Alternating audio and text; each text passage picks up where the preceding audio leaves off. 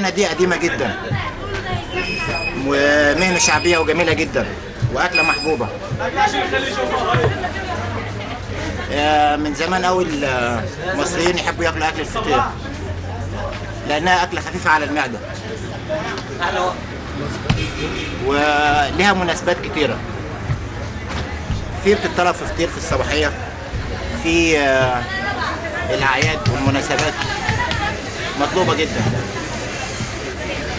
مع انها بتعتبر وجبات كمثل العشاء او الفطار لانها خفيفه جدا. انا اتعلمت المهنه دي وانا صغير، وانا عندي 10 سنين، والدي اللي علمها لي. فاشتغلت في محلات كتيره وربنا كرمني وطلعت فتحت محل لنفسي لانها مهنه محبوبه وجميله وانا بحبها جدا، واكله شعبيه محبوبه عند الجماهير. ومع التطور برضو بدا يبقى فيه بيتزا، الفطيره الحادقه اللي هي تقليد البيتزا. دي الفطيره بالكريمه. كان الاول خالص تبقى فطيره ساده مع بدايه الزمن، لكن دلوقتي في تطور، في العلم تقدم، ففي فطير بالكريمه، في فطير حادق، في فطير بالفواكه. المهنه دي زي ما اديتني انا اديتها، وعشان كده اعلمها لاولادي لانها مهنه جميله جدا.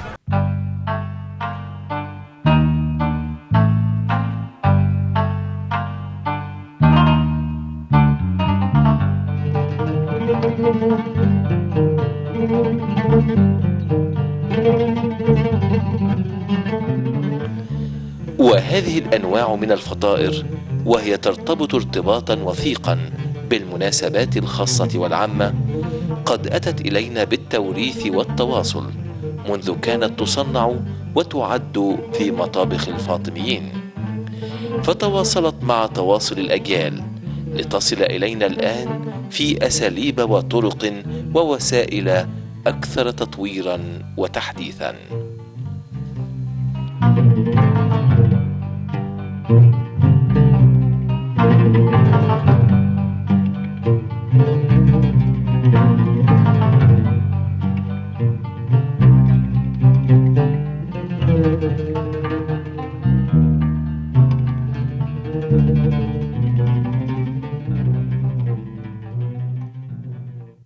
المهنة دي هتنقرض.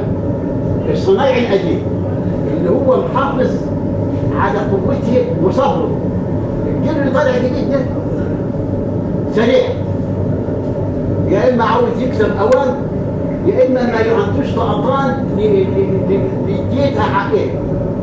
يعني انا راجل كبير، لو الزبون حد لو مستعجل يقول لي طلعه، له لا ما طلعهاش لما تستوي، لازم تاخد حقها. يكون مستعجل يمشي او يمشي، انا عاوز اطلع الفطيره تاخد حقها بالسويه، لا اداها نار زياده ولا اداها. الجيل اللي طالع مستعجل. امتى بقى لما ياخد خبره بقى ويكبر؟ بس في بركه، لهم بركه وكويسين وصناعيين، بس مستعجل. شباب بقى يعني قوتهم شبابه، عاوز مثلا بدل ما ينتج 10 بطايق ينتج 20، انما ال10 هم وال5 هم، محافظ عليهم على صنعتها وعلى شغلتها. ادي الفرق بين الصناعي القديم والصناعي الجديد.